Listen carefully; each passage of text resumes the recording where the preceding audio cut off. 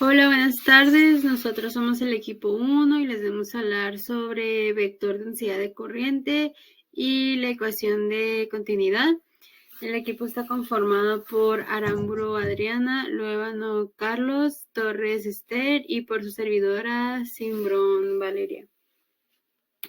Este es el contenido de nuestra presentación. Les vamos a dar una breve introducción, les hablaremos del vector de densidad de corriente y la ecuación de continuidad, aplicaciones y ejemplos, y por último una breve conclusión. Iniciando con la introducción, como sabemos, la corriente eléctrica puede imaginarse como un fluido en el que fluyen partículas cargadas, ¿no? Pero pues la pregunta en sí es cómo lo describimos.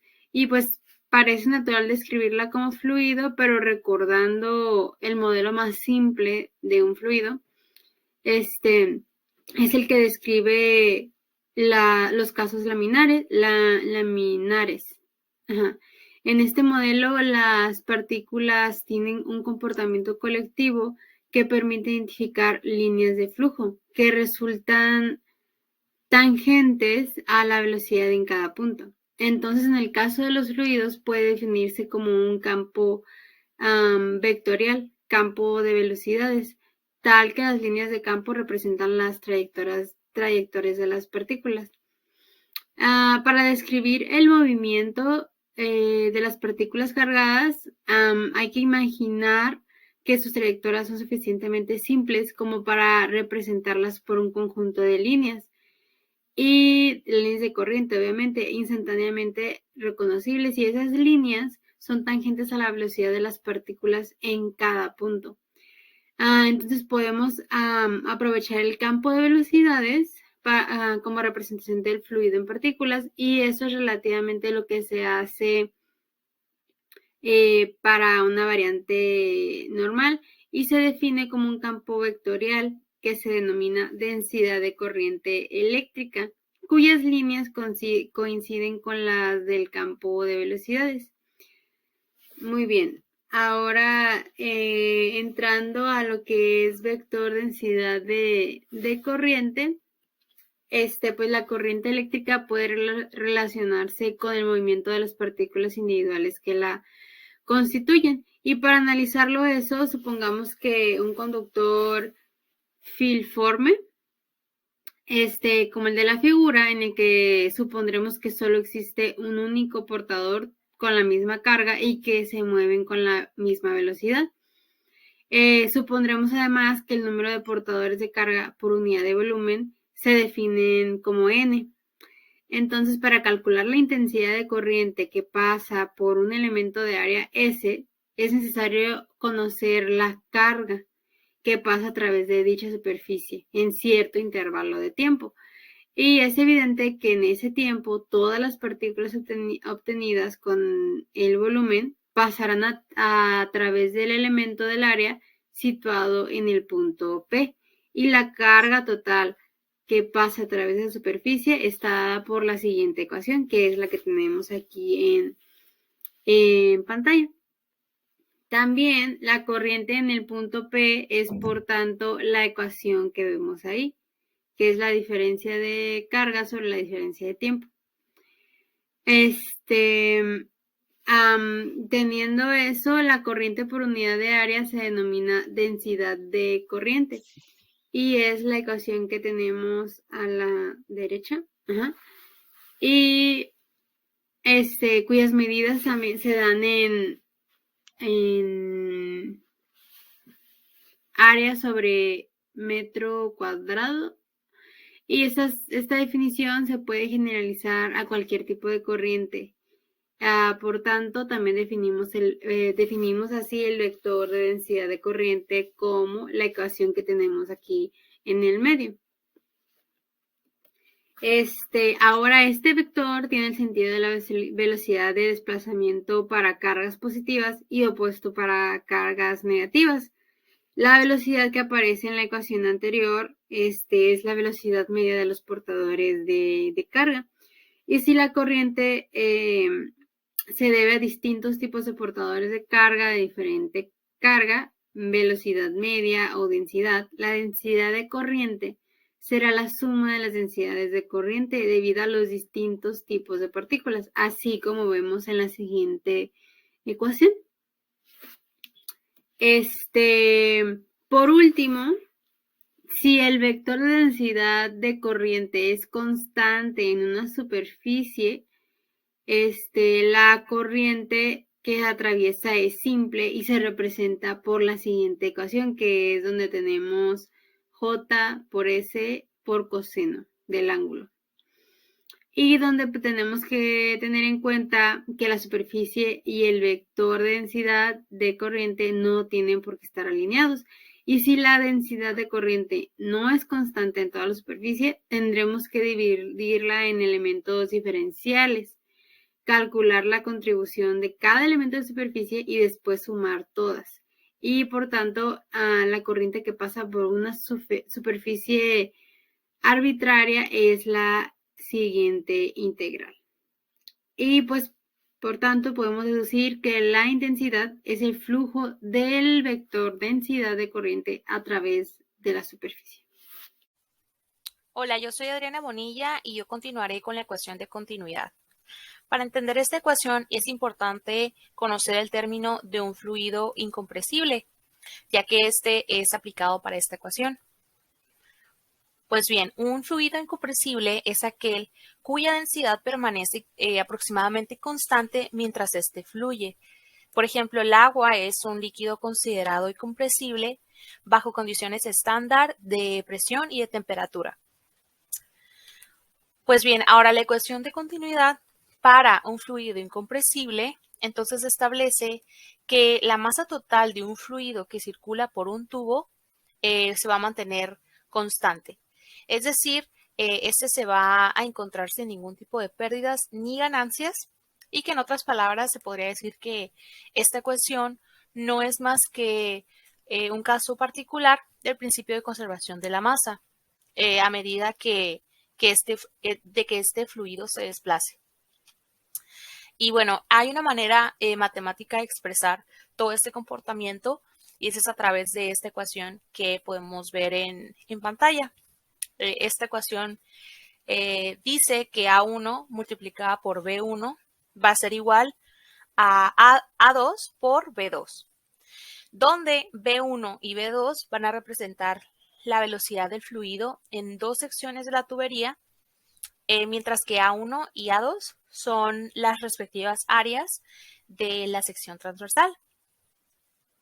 En la siguiente imagen podemos observar justamente esta imagen para representar lo que es una tubería como en forma de botella, en donde podemos ver que la sección A1 vendría siendo la más ancha y a medida que va hacia la sección A2, se va haciendo más estrecha.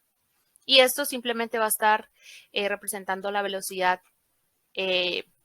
las dos diferentes velocidades que van a estar fluyendo en ambas secciones. Bueno, entendiendo todo esto, se dice entonces que el producto del área de sección transversal por la velocidad recibe el nombre de caudal. Y la ecuación de continuidad implica que en todo el largo de la tubería el caudal siempre se va a encontrar constante. Entonces, es decir que la velocidad en el estrechamiento que podemos ver ahí va a aumentar de forma proporcional a lo que se reduce la sección, que esto es justamente lo que podemos ver en esta segunda ecuación, que prácticamente está despejando B2, la velocidad en la sección A2. Y ya por último se puede concluir que puesto que el caudal debe mantenerse constante a lo largo de todo el conducto, cuando la sección disminuye, la velocidad del flujo entonces va a estar aumentando en la misma proporción y viceversa. Yo les voy a hablar acerca de las aplicaciones y ejemplos. Primero, en el ejemplo número 1 nos pide encontrar la velocidad de arrastre de los electrones libres en un cable de cobre de área de la sección transversal de 2 milímetros cuadrados cuando pasa a través de él con una corriente de 3A. Y este cable de cobre tiene un electrón de conducción por cada átomo.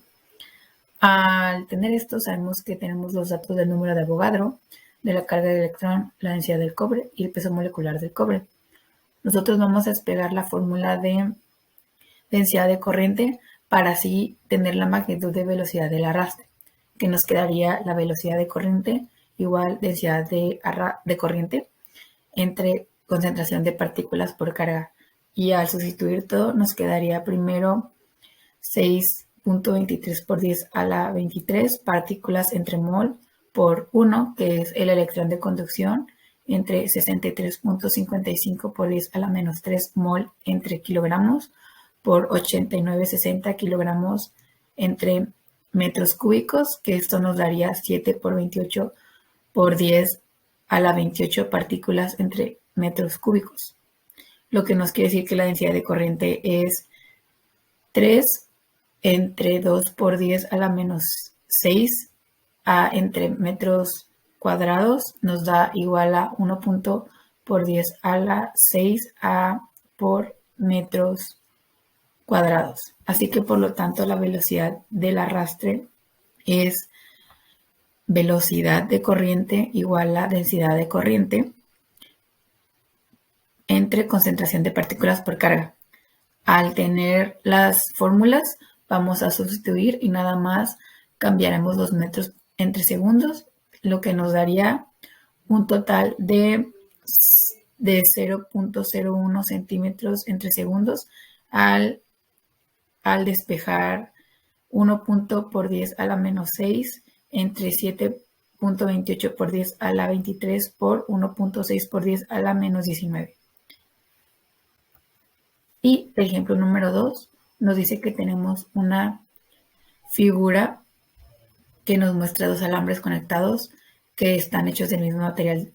La corriente que entra desde la izquierda a la porción más delgada del 2A, ahí la velocidad de arrastre de los electrones es de 8.2 por 10 a la menos 4 metros por segundo. Suponiendo que el valor de la corriente se mantiene constante, encontramos la velocidad de arrastre de los electrones en la porción de la derecha. Nosotros queremos solucionarlo y nosotros estamos utilizando la sección delgada y la sección más gruesa. Al sustituir, nos va a quedar la densidad de corriente 1 con la concentración de partículas por carga y vamos a tener la velocidad de carga 1. Asimismo, en la sección más gruesa tenemos la densidad de corriente 2 y vamos a tener la concentración de partículas por carga y así la velocidad de carga número 2. Al sustituir con los números que nos está dando en la fórmula, nos va a quedar la velocidad de carga 1 y 2 y vamos a sustituir el 8.2 por 10 a la menos 4 y lo vamos a multiplicar entre 1 entre 2 a la 2 metros por segundo y al hacer solamente la fórmula nos va a dar 0.000205 metros por segundo. Y las aplicaciones que tenemos asimismo serían al generar algún tipo de circuito en una corriente eléctrica, también al generar ejercicios para encontrar la densidad de corriente, que es lo que hicimos. Y algunas aplicaciones en el hogar podrían ser al momento que nosotros encendemos una luz en nuestro hogar, en nuestra casa, ya que así va a fluir la corriente. Y tenemos el ejemplo de este foco, que así es como funciona al momento de nosotros encender y cómo fluye la corriente, cómo fluye la densidad en el foco para nosotros tener luz o que éste encienda. Y sería todo. Muchas gracias. Mi nombre es Carlos y les voy a presentar la conclusión del tema que nos tocó. En este caso, para la ecuación de continuidad podemos ver un montón de aplicaciones que se tienen, por lo que nosotros podemos concluir que para la ecuación de continuidad se puede utilizar para bastantes cosas sobre la cotidianidad y nosotros podemos ver en este caso utilizando la ecuación de continuidad cómo se puede relacionar con todo lo que nosotros usamos respecto a la mecánica de fluidos.